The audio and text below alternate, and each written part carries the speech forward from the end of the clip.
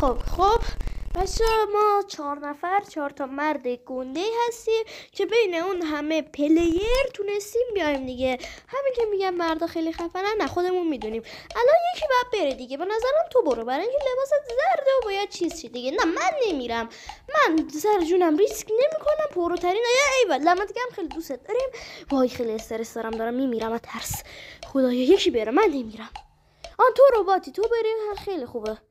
تو رباتی واقعا، به نظرم میتونی همه رو پیش ببینی، یعنی ببینی.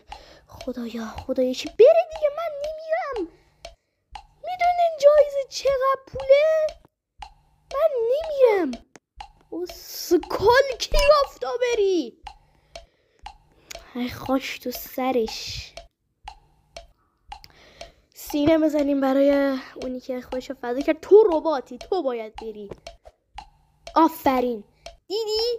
اون لیزراتو به کار بنداز، میتونی بری. به نظرم دور خودت باید بری. ما دوتا که ربات نیستیم، فقط فیگور داریم. تو رباتی، تو باید بری. آره تو برو به نظرم، برای اینکه میتونی پیش بینی کنی. دمت گرم، به تو میگم مرد. آفرین. نه من دیگه نمیام، من به نظرم پر میشیم، شیشه میشکنه میاد پایین. فعلا تو برو. مردش؟ خب اشکال نداره.